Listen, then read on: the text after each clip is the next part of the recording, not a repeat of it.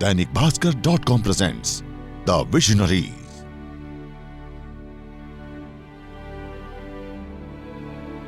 लखनऊ से शुरुआत कर ग्लोबली एजुकेशन वर्ल्ड में अपनी पहचान बना दी व पूरे एजुकेशन सिस्टम में व्यापक परिवर्तन के लिए कार्य करती हमारी आज की विजनरी हैं educationist doctor Sunita Gandhi.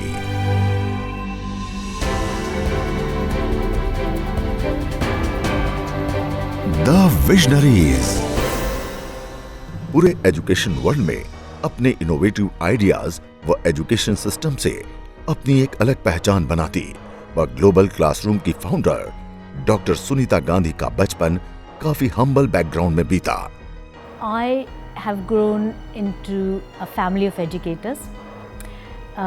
My parents, with great effort, managed to borrow 300 rupees and started their school in July 1959. And they have been very much inspired by the teachings of Mahatma Gandhi and Vinoba Bhave. So they started with 5 children from one joint family.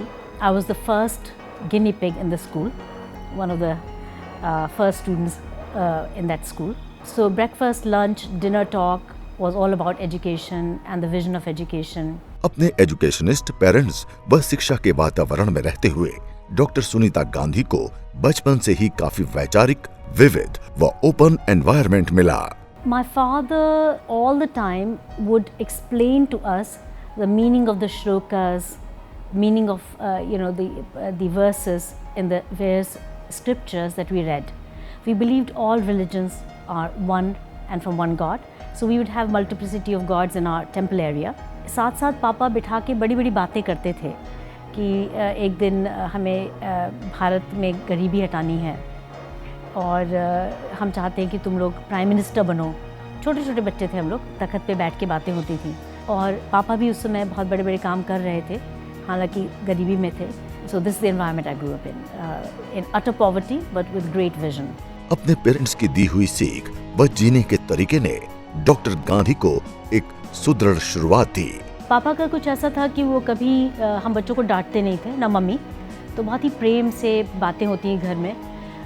एक बार मैं select हो गई NTSC का examination जो कि इलाहाबाद में होता है, तो उसमें इंटरव्यू के लिए जाना होता है, तो पापा मुझे खुद लेके गए ट्रेन से इलाहाबाद।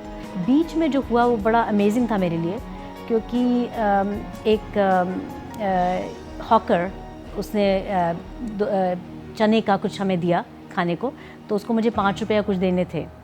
तो जैसे सब लोग करते हैं मैं भी बैठ के खा रही थी और वो ट्रेन के पास खड़ा हुआ था। इस बीच में ट्रेन चलनी शुरू हो गई और फिर 5 रुपये मैं ढूंढती रही अपने पर्स के अंदर और दे नहीं पाई।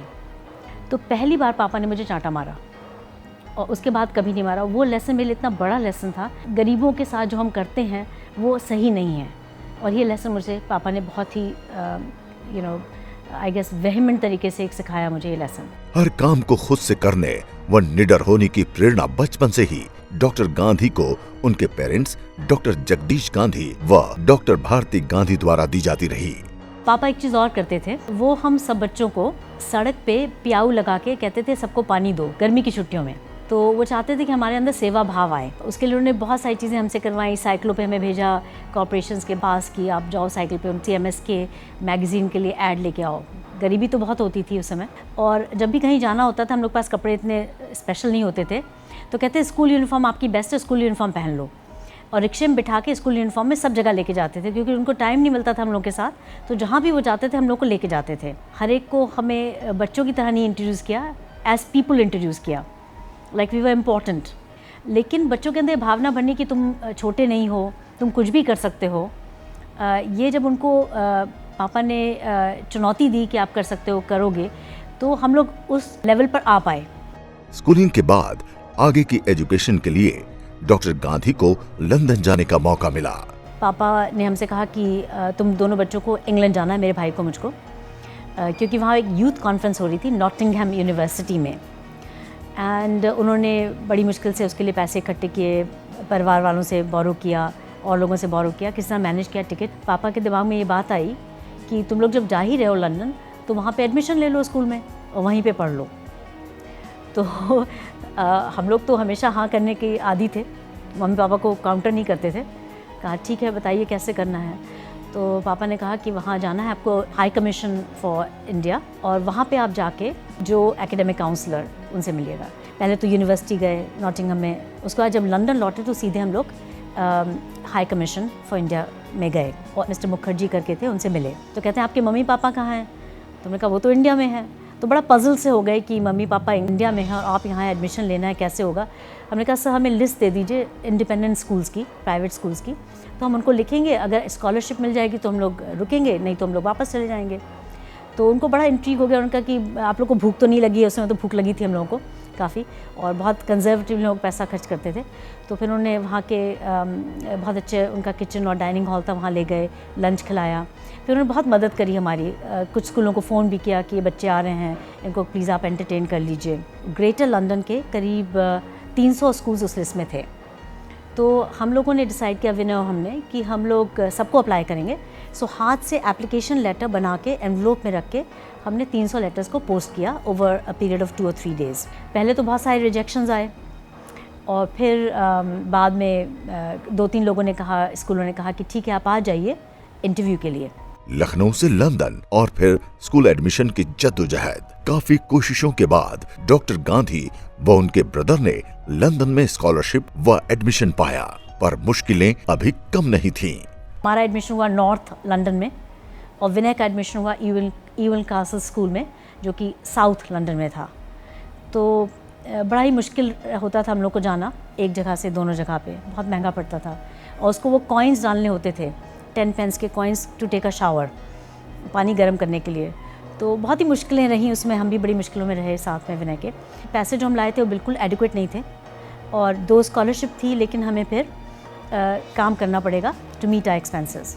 तो फिर और जॉब्स लिए हर तरह के। विनय ने आइसक्रीम बेची हाइड पार्क में, मैंने फाइव्स करके कंपनी है जो बनानास को इंपोर्ट करती थी, उनका सारा अकाउंटिंग किया, कितने बनानास आ रहे हैं जा रहे हैं। सैटरडेज़ को मैंने बूट्स द केमिस्ट में जॉब ले लिया, वहाँ पे काम किया, और वीकेंड्स को मैंने फिर पढ़ाने का काम किया, ट्यूशन दिया। वो पापा का एक आइडिया था कि बच्चों को ट्यूशन दो। ट्यूशन, ट्रैवल एजेंसी व कई पार्ट टाइम जॉब्स करते हुए डॉक्टर गांधी व उनके भाई ने काफी सूझबूझ के साथ अपने स्टडीज को कंटिन्यू करा। ट्रैवल एजेंसी सेटअप करने के लिए डॉक्टर गांधी को कई चुनौतियों का सामना करना पड़ा। उन्होंने न सिर्फ एक सक्सेसफुल ट्रैवल एजेंसी रन की, बल्कि अपनी सूझबूझ से लंदन में ही लोन हासिल कर इतनी छोटी उम्र में ही खुद का घर भी खरीदा। अंडरग्रेड के बाद फिर मैंने डिसाइड किया कि मुझे कैम्ब्रिज में पढ़ना है, एंड एम्बिशन तो हमेशा से था, और पापा भी हमेशा हम लोगों को कहते थे भाई बड़ा सोचो, एक्सपेक्टेशंस बहुत हाई थे उनके। तो फिर हमने कैम्ब्रिज में अप्लाई किया, और हम भी निडर थे, डरते नहीं थे। Trinity College, Cambridge University, it's one of the most difficult colleges to get into, and physics मेरा सब्जेक्ट था। इंटरव्यू में जिन्होंने मुझे इंटरव्यू किया, उन्होंने प्रिंस चार्ल्स को भी इंटरव्यू किया था उस कॉलेज के लिए, उसी स्कॉलरशिप के लिए। तो इंटरव्यू में 80% जो फोकस रहा वो पढ़ाई के बारे में नहीं था, उन्होंने मेरे बारे में काफ़ी कुछ पूछा, और in particular 80% interview was about my travel agency. तो they want to see your thought process. आप कुछ भी लिख दो, लेकिन अगर वो रियल नहीं है तो आप समझा नहीं पाएंगे। तो I was very confident, I did a fantastic interview, and उसके बाद फिर हम पहुँच गए कैम्ब्रिज। वहाँ स्कॉलरशिप थी मेरे को, एक तो ट्रिनिटी कॉलेज की स्कॉलरशिप मिली, उसके बाद फिर कैम्ब्रिज कॉमनवेल्थ ट्रस्ट की स्कॉलरशिप मिली, और थर्ड स्कॉलरशिप मुझे मिली ओवरसीज स्टूडेंट अवार्ड। यूनिवर्सिटीज के डेज में ही कई इवेंट्स के जरिए डॉक्टर गांधी ने यूनिसेफ व कई एनजीओ के लिए डोनेशन भी कलेक्ट किया। साथ ही कैम्ब्रिज से पीएचडी की उपाधि प्राप्त कर कैलिफोर्निया में एज ए रिसर्चर जॉब करते हुए काफी टफ माने जाने वाले वर्ल्ड बैंक के वाईपी प्रोग्राम को भी क्रैक किया। I knew that young professional program was very, very tough to get into, very competitive. 25,000 applicants would apply every year at that time approximately, and they would select 25 to 30 people as YPs. And it was actually a program for economists, and I was not an economist, though I'd done a few side courses in economics while I was at Cambridge, but I actually was not an economist. So reluctantly, but I applied, and there was a string of interviews over a period of about 6 months. At the end of it, I was elected as a YP and became economist. So my message to children is, don't worry about where you begin, because you'll probably end up having to change jobs n number of times in your lifetime. And it's your preparation of mind, and in particular, you're breathing into yourself all the time, saying, I can do it, and really rising up to any kind of opportunity and working hard for it. I think you can. I think everyone can. World bank के साथ development and education के कई challenging projects करने के बाद doctor Gandhi ने Iceland government के साथ वहां के एजुकेशन सिस्टम के लिए भी काफी काम किया। जैसे हम शिक्षा को जानते हैं, हमें जैसे पढ़ाया गया, हमारे मम्मी पापा को कैसे पढ़ाया गया, उनके पहले कैसे लोगों को पढ़ाया गया, तो वो जो शिक्षा है वो एक तरीके की शिक्षा है, ठीक है, लेकिन वो सब बच्चों के लिए सूटेबल नहीं है। तो what we want is an education that inspires every single child, और जिसमें सब बच्चे पनपें और मैक्सिमाइज़ करें अपनी ग्रोथ को। तो उसके लिए काफ़ी मनन पूरे वर्ल्ड ओवर पे चल रहा है, डिस्कशन चल रहे हैं, how to make education more inspiring and empowering for every single child. In that, in about 2000, I began an experiment in Iceland with personalized learning, and I realized that one way in which you can do this, in fact perhaps the only way in which you can maximize learning of every single child, is by converting the principle, the old principle of compete with others to compete with yourself. When children compete with themselves, they reach to greater heights. As in life, you can see examples in sports. It doesn't matter how somebody else is running, but I time myself and I say, can I run this circle a little faster in less time? So I compete with myself. And I think if we put that same analogy in education, we're going to see that the improvement is going to be dramatic and very, very empowering for every single child. Iceland के अपने experience के साथ doctor Gandhi ने India लौटकर उन सब learnings को India में भी अप्लाई करना शुरू किया। सबसे पहले मैंने एक पर्सनलाइज्ड लर्निंग के लिए बच्चों को एक बेसलाइन असेसमेंट दिया to find out what are their learning levels and skills. तो वो करीब 12,000 बच्चों पे हमने CMS के प्राइमरी ग्रेड्स 1 to 5 में किया। उसके अकॉर्डिंग पे हर बच्चे को हमने एक एकेडमिक सॉल्यूशंस दिए जो उनकी कैपेसिटी के अनुसार थे या उनकी स्किल लेवल के अनुसार थे, और फिर हमने उन्हें एक पोस्ट टेस्ट दिया। तो ये देखने में आया कि जब बच्चों को हम पर्सनलाइज्ड मटेरियल्स दे रहे हैं और पर्सनलाइज्ड एनालिसिस दे रहे हैं, रिपोर्ट्स दे रहे हैं, तो उससे उनका बहुत ज़्यादा इम्प्रूवमेंट हुआ। क्योंकि अब तक उन्हें पता था कि भाई हमें गणित में 50% मार्क्स आए या हमारे 85% मार्क्स आए, लेकिन वो 15% कहाँ गए, वो 50% कहाँ गए, ये बच्चों को नहीं पता होता था। तो नाउ दे नो एग्जैक्टली कहाँ पे उनकी प्रॉब्लम है, और फिर उसके बाद केवल यही नहीं बताया कि आपकी कहाँ प्रॉब्लम है, बट उनको एक सॉल्यूशंस दिए जिनके थ्रू वो अपने को अपग्रेड कर सकें। तो study materials that were personalised, I call them per books, personalised work books. So they were allocated according to children's needs, and I think that we as education community learnt a lot in that process. तो जब हम आए थे तो बहुत objection होता था कि ये पतली पतली किताबें, पापा ने भी पहले कहा कि बेटा यहाँ इंडिया में छोटी छोटी पतली पतली किताबें कहाँ चलेंगी, यहाँ तो जितनी मोटी लगेंगी उतना पेरेंट्स को पसंद आएंगी। तो हमने कहा नहीं पापा, actually let me try this out, क्योंकि एविडेंस खुद ही मिल जाएगा। एंड दूसरी बात यह है कि बच्चों की साइकोलॉजी के अनुसार उनसे हम 3 से 4 हफ्ते के आगे का काम नहीं करा सकते, बल्कि जितना हम शॉर्ट टर्म काम देंगे उतना ही वो ज़्यादा अच्छा करेंगे। तो पापा bought into the idea, I did it and we found fantastic results. So then we try to mainstream that process. तो 12,000 बच्चों के बाद फिर उसे मेन स्ट्रीम किया। ये जो हम एजुकेशन में कर रहे हैं, काफ़ी एजुकेटर्स इसको चाहते हैं, मांगते हैं। तो फिर हमने उसी साल लौट करके फिर हमने एक global classroom private limited company शुरू करी। तो ग्लोबल क्लासरूम में इस समय वर्तमान में 165 स्कूल हैं जो हमारे करिकुलम को यूज़ कर रहे हैं, जो कि 79 शहरों में, इंडिया के 22 प्रदेशों में इस समय वर्तमान में फॉलो कर रहे हैं, और काठमांडू नेपाल में भी है, और कुछ school Sri Lanka, Singapore, UK and Dubai के भी इस समय इंटरेस्ट ले रहे हैं, जो कि पायलट बेसिस पे कुछ काम कर रहे हैं। Complete with yourself not others, इस मोटो को लेकर आगे बढ़ते हुए ग्लोबल क्लासरूम कॉन्सेप्ट पर डॉक्टर गांधी ने कई इनोवेटिव प्रोसेस एजुकेशन में इंट्रोड्यूस किए।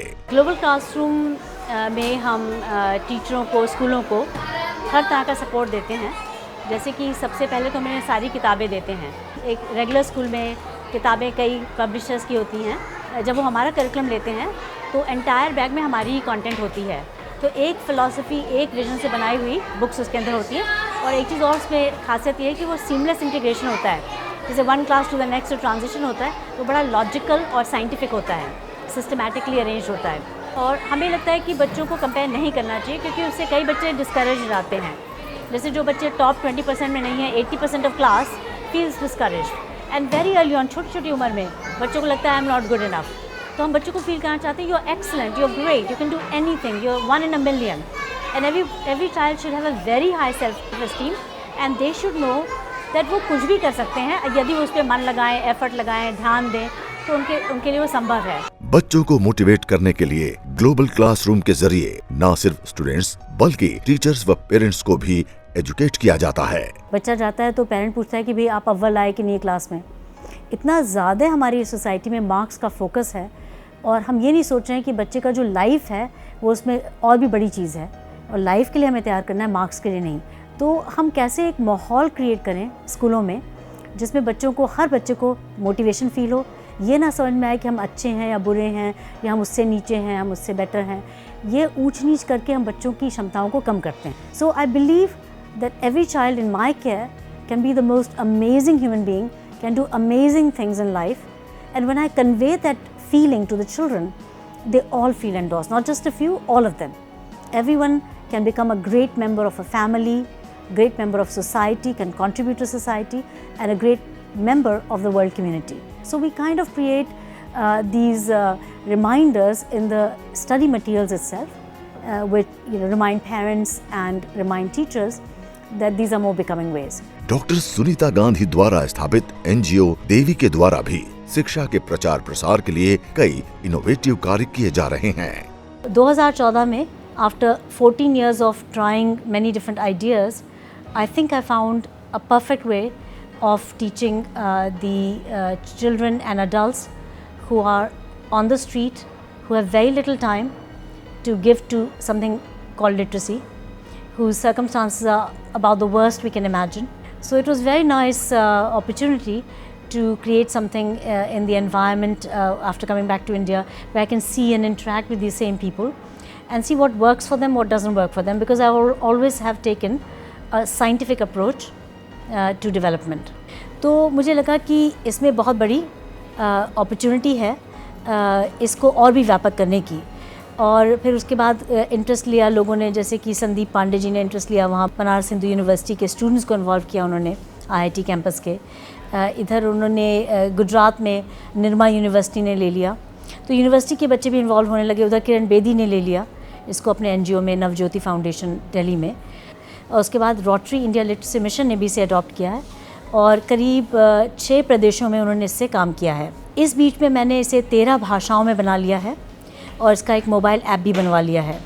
तो फ्री में डाउनलोड करके लोग इसको पढ़ाना शुरू कर सकते हैं। एक मूवमेंट के तौर पे जब ये बन जाएगा तो we will not need any funding, we will not need anything but the force of people to make it real. And अगर हर जना एक जने को पढ़ा ले तो हमारा देश मात्र 3 से 6 महीने में पूर्णतः लिटरेट हो सकता है। तो मुझे लगता है सारे स्कूलों को, पूरे देश के स्कूलों को इसमें जुड़ना चाहिए, सब बच्चों को जुड़ना चाहिए, सब यूथ को जुड़ना चाहिए। हमारे देश को बहुत महान बनाने में ये बहुत ही फायदेमंद है और बहुत ही ज़रूरी है। देवी के अंतर्गत डॉक्टर सुनीता गांधी द्वारा डेवलप ग्लोबल ड्रीम प्रोजेक्ट को पूरे देश में काफी सराहना मिली है। बच्चों को उनके सेल्फ एनालिसिस व डेवलपमेंट के लिए डॉक्टर गांधी द्वारा री-क्वेश्चन थ्योरी डेवलप की गई है। क्या आपने पूरा प्रयत्न किया? Did you put in your best effort? Number 1। Number 2, क्या आप इसको और भी बेहतर कर सकते हैं? अगर कर सकते हैं तो करके दिखाइए और करिए। तीसरा प्रश्न, व्हाट नेक्स्ट? अब अगला क्या करना है? क्योंकि यदि आप इन 3 प्रश्नों का जवाब दे दें और व्हाट नेक्स्ट में आप डिफ़ाइन कर दें कि हमारे 3 प्रायोरिटीज़ क्या हैं, प्रायोरिटी गोल्स क्या हैं, तो आपको कोई भी नहीं रोक सकता। आप कितने भी हाइट पर जा सकते हैं। Don't let anybody tell you you are not good enough, because you are and you can do almost anything you want to. You just have to put in the effort, do your best and make it the best. बच्चों की क्षमताओं को एक नई ऊंचाइयां प्रदान करती doctor Sunita Gandhi and global classroom concept वाकई में वर्तमान व भविष्य की जनरेशन के लिए सराहनीय योगदान है। जय जगत।